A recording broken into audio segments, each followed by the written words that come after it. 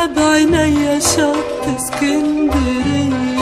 شط اسكندرية يا شط الهوى، احنا اسكندرية رمانا الهوى. يا دنيا هنية وليالي رضية، أحملها بعينيا شط اسكندرية. البحر ورياحه والفلك الغريب، يحملها جراحه ويرحل في المغيب. البحر ورياحه والفلك الغريب، يحملها جراحه ويرحل في المغيب. يتمهل شوية ويتودع شوية، وتعانق المية شط اسكندرية.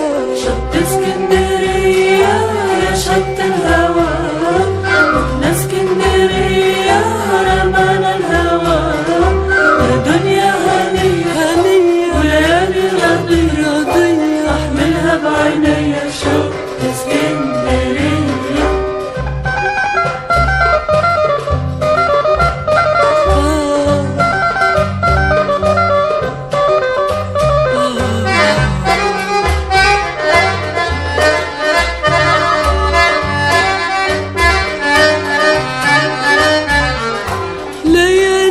مشيتك يا شط الغرام، وإن أنا نسيتك ينساني المنام. ليالي مشيتك يا شط الغرام، وإن أنا نسيتك ينساني المنام. والشاهد علي غنوة قمرية والنسمة البحرية وشط اسكندرية. شط اسكندرية يا شط الهوى، احنا اسكندرية.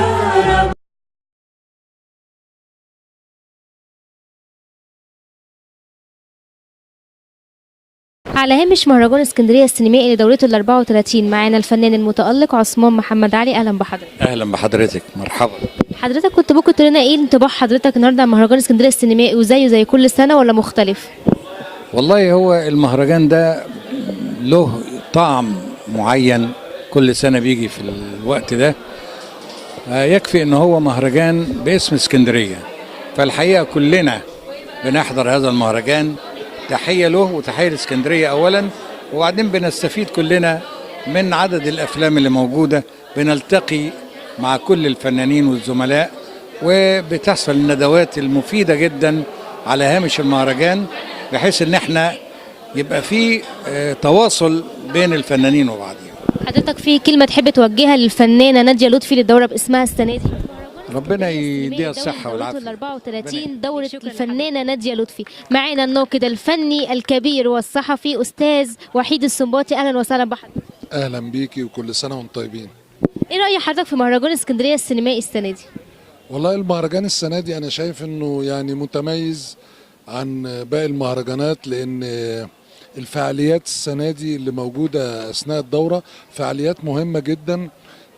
منها طبعا تكريمات للنجوم الكبار زي النجمه نادية لطفي وفاروق الفيشاوي والمخرج احمد يحيى والموسيقار عمر خيرت، الى جانب ان في كمان فعاليات الاحتفال بمئوية مجموعة من الرموز زي الزعيم جمال عبد الناصر والفنانة ليلى مراد والفنان محمد فوزي والكاتب كمال الملاخ. وحصل في التكريمات ديت وفي المناسبات دي عرض الأفلام قصيرة بتتضمن مشوار حياتهم، إلى جانب أن المهرجان أول مرة بيصدر 15 كتاب عن المكرمين، عن قصة حياتهم وعن مشوارهم، وكمان عن الاحتفالات المئوية. لا المهرجان السنة دي ما شاء الله الفعاليات كتير أوي لدرجة ان احنا مش قادرين كنقاد او كصحفيين ان احنا نتابعها كلها، لان ممكن في وقت واحد تلاقي بيتعرض فيلمين وفي وقت واحد تلاقي ندوتين. في فيلم معين شد حضرتك؟ يعني انا اتفرجت على بعض الافلام، يعني ما اقدرش اقول لك يعني في فيلم مثلا خدني قوي يعني، لكن ممكن نقول الفيلم الافتتاح دمشق حلب بتاع الفنان كان فيلم جيد وعلى مستوى كويس. كذا حد أشهد لكن في برضه افلام تانية يعني دون مستوى مش عايزين نتكلم عنها، وفي طبيعة المهرجانات بيبقى في افلام كويسة وبيبقى في افلام على قدها. الفنان وحيد السنباطي ليه دايما بتطلع في ادوار الشر؟ يبقى انا كده انا بحب الرواية جدا، لان انا يعني بحب توفيق، بحب محمود المليجي. الناس دي مأثرين في وجداني وانا بتفرج عليهم من وانا صغير.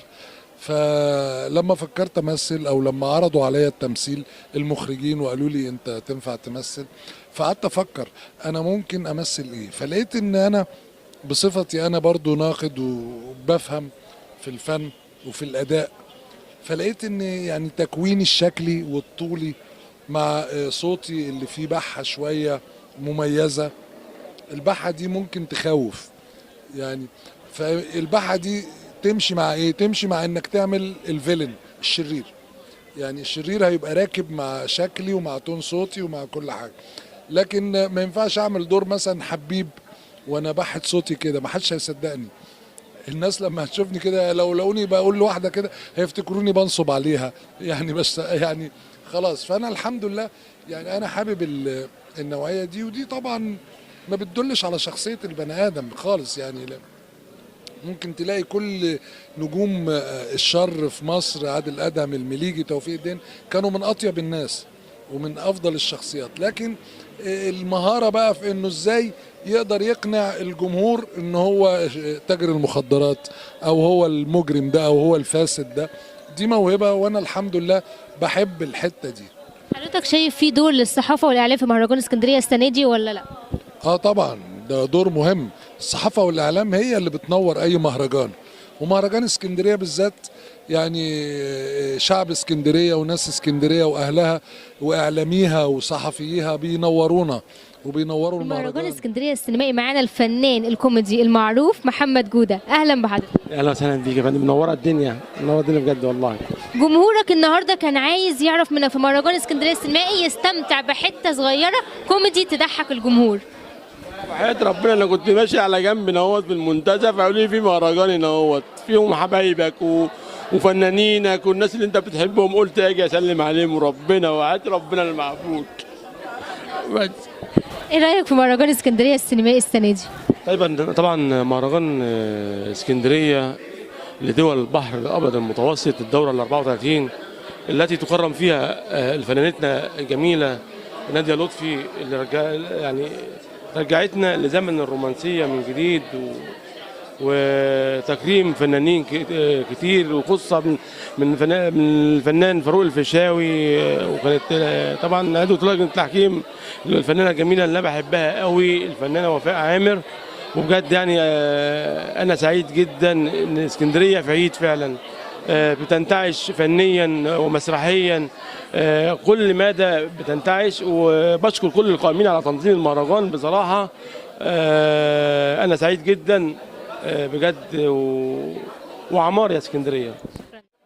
ومن خلال فعاليات مهرجان اسكندريه السينمائي نتعرف على حضرتك.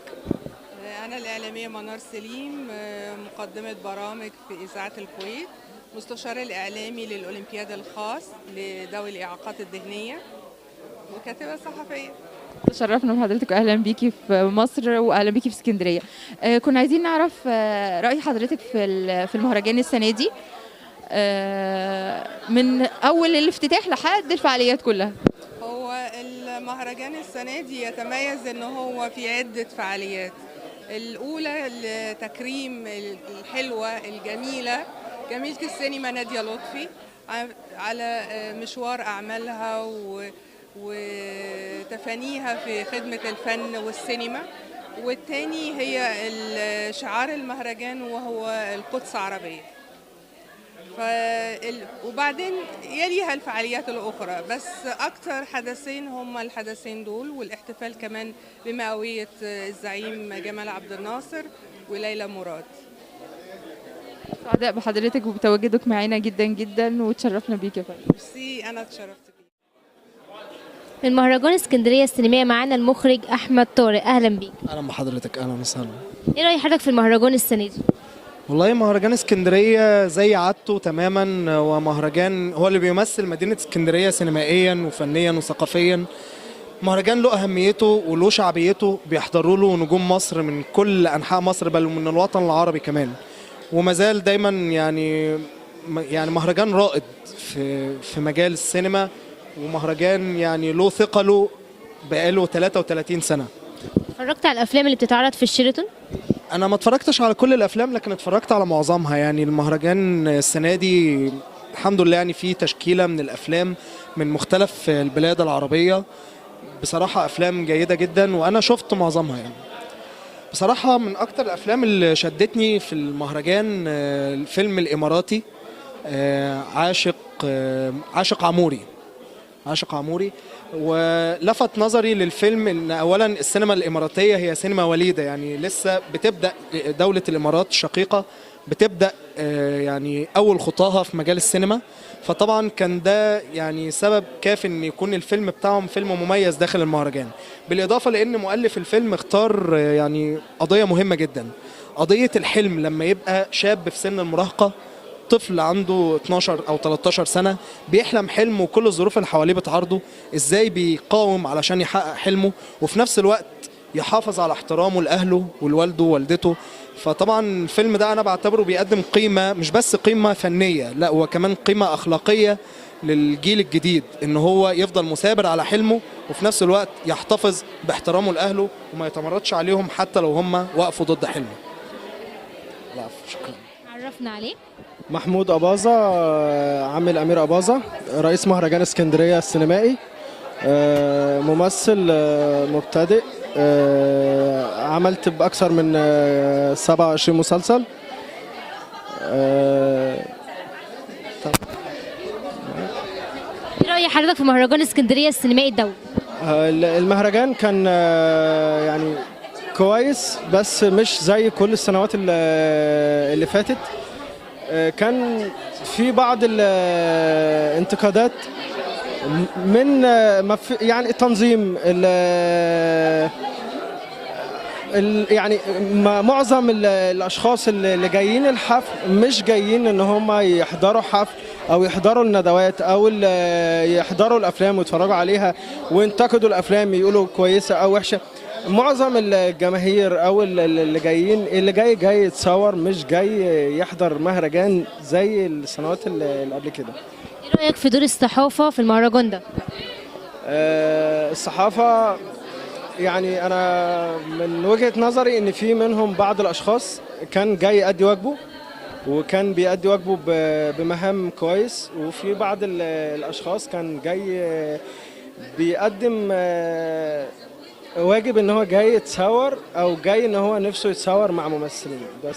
في حاجه تحب تقدمها بمناسبه ان الدوره دي دوره الفنانه الكبيره نادية لطفي؟ طبعا الفنانه الكبيره نادية لطفي انا من اشد المعجبين بافلامها وبحكاياتها وبرواياتها، وانا بقول ربنا يديها طول العمر ودايما تكون موجوده وسط جماهيرها واهلها واصحابها وناسها، واتمنى المهرجان الجاي يكون احسن من كده بكتير. شكرا لحضرتك.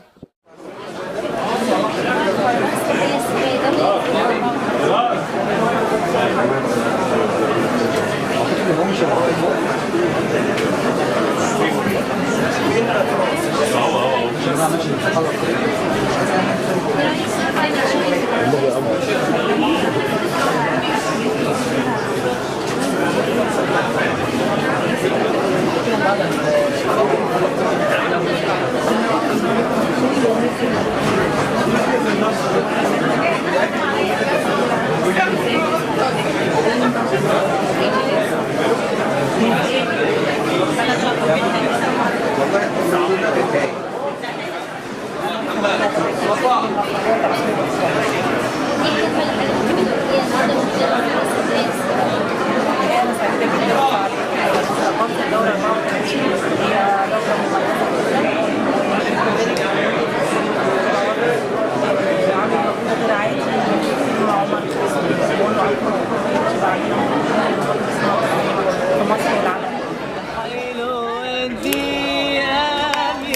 تعجن من الفجرية وتيجي جدا كوكو في الفجرية يلا بينا على باب الله يا صنايعية اجعل صباحك صباح الخير يا سعطية تاني والحلوة دي قامت تعجن من البدرية وبتيجي جدا كوكو في الفجرية يلا بينا على باب الله يا صنايعية اجعل صباحك صباح الخير يا سعطية صباح الصباح فتح يا عليم والجيب مفيش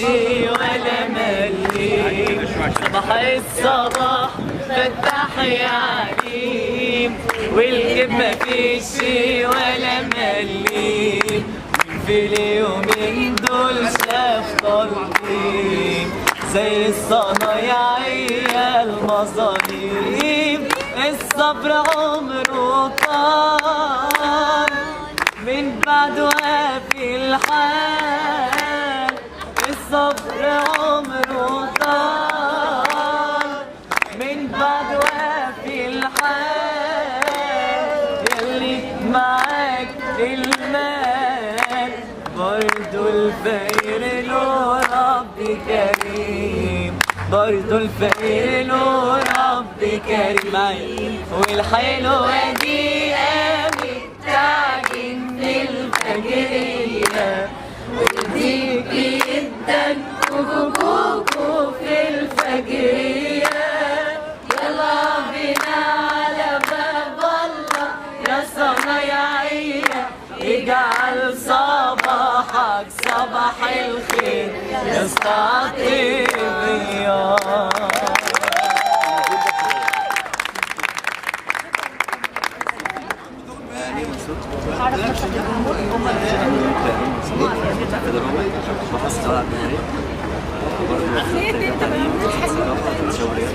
أول جمهورية في الجمهورية على هامش مهرجان اسكندرية السينمائي لدورة 34.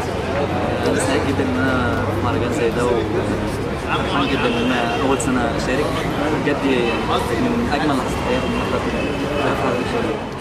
أنا بحلم بيك وبأشواقي مستنيك بحلم بيك أنا بحلم بيك وبأشواقي مستنيك وإن ما سألتش فيا يبقى كفاية عليا وإن ما سألتش فيا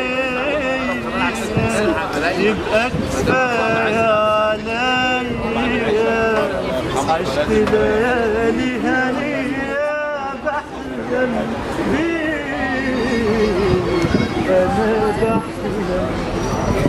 بحلم بك يا حبيبي أنا يلي مليت أيامي هنا بحلم بك يا حبيبي أنا يلي مليت أيامي هنا بحلم بيك عارف من امتى من أول ما عرفت أحب بحلم بيك وبحبك وانت أول حب وآخر حب وانت حياتي وابتساماتي انت حياتي وابتساماتي وانت النور العين والقلب وان ما سألتش فيا يبقى كفاية عليا وان ما سألتش فيا يبقى كفاية عليا عشت ليالي هنية بحلم بيك أنا بحلم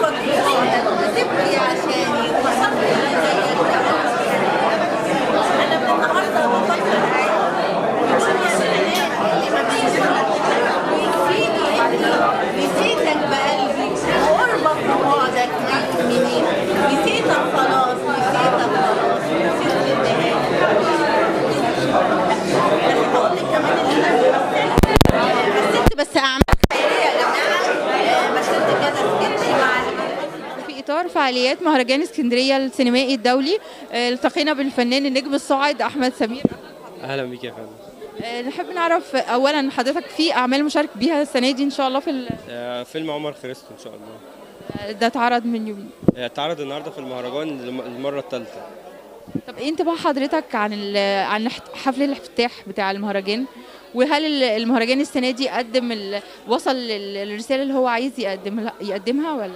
والله هو المهرجان عجبني تنظيم، نفسي يكرم احياء ما يكرمش ناس بعد ما ماتت، دي حاجه طبعا صعبه جدا. مشكله المهرجان دي مشكله المهرجان، يعني في ناس كتير عايزه تتكرم، في ناس كتير يعني لينا حق عليها ان هي تتكرم، يعني زي استاذ حسن حسني عمل حاجات كتير عمره ما اتكرم. بس ان شاء الله اكيد كل سنه بنتمنى هذا، بس ان شاء الله باذن الله. طب ايه راي حضرتك في الافلام اللي اتعرضت؟ اتفرجت على افلام من المعروضه ولا اكتفيت بالفيلم بتاعك بس؟ لا والله اتفرجت على زميلتي مخرجه من فلسطين، فيلم اسمه اعتقال، فيلم حلو جدا جدا بيتكلم عن الاحتلال الفلسطيني. كان في نقطه مهمه جدا جدا قالوها، ان مفيش حاجه اسمها يهود عرب، في حاجه اسمها هم اصلا كانوا عايشين في المكان ده اللي هو الاحتلال اللي احتلوه، تمام؟ فقال لهم يا تاخدوا الجنسيه الاسرائيليه يا تطلعوا من المكان، فهم دول الفلسطينيين العرب، واصلا مفيش حاجه اسمها فلسطين عرب. قصته ممتازه والله. احنا سعداء بيك جدا، ونورت اسكندريه ونورت مهرجان اسكندريه، اهلا بيك. شكرا بنورك، الله يخليكي وسعيد بالكوار. معانا في مهرجان اسكندريه السينمائي السنه دي الاعلامي الكبير محمد سعد، اهلا وسهلا بحضرتك. اهلا وسهلا بحضرتك. مش قوي كده يعني، مش اعلامي كبير. ربنا يخليك يا رب، ست الكل الاعلاميه الكبيره يوستينا. ايه راي حضرتك السنه دي في مهرجان اسكندريه السينمائي؟ لا، هو مهرجان اسكندريه السنه دي بيختلف عن اي مهرجان تاني، عشان انا اول مره احضر المهرجان بصراحه، فما حضرتش قبل كده، فبالنسبه لي لازم يكون مختلف، عشان مش عارف اللي قبل كده كان وضعه ايه يعني. بس حاجه مشرفه جدا، وبالذات لما كنت في اسكندريه وانا اساسا اسكندراني يعني، فحاجه تشرفني ان مهرجان اسكندريه يبقى موجود هنا في اسكندريه، وكمان لما تكون الاعلاميه جميله يوستينا هي اللي عامله معايا لقاء النهارده كمان. ربنا يخليك. طبعا انا مش هقدر اختم طول ما انت معايا في الحلقه، فلازم طبعا انت اللي تختم النهارده. يعني انت بتحطيني في خانه اليك يعني.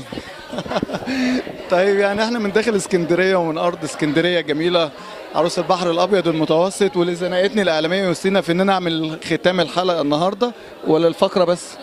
الختام كله على بعضهم. يسعدني طبعا ويشرفني ان انا اكون معاكم في كاميرتها النهارده، وان شاء الله لنا لقاءات كتير في مهرجان اسكندريه، انتظرونا مع يوستينا اشرف. مهرجان اسكندريه السينمائي الدولي لدورته ال34، دورة الفنانة الكبيرة نادية لطفي، أشاد الفنانين الكبار كلهم بأن الدورة دي دورة متميزة، دورة فعالة في جميع السينمات، وكل الندوات كانت ندوات مهتمة جدا بانتقاد الفنانين، وبجد كله استمتع معانا النهارده. شكرا لكم، كانت معاكم يوستينا أشرف، جريدة حكاية.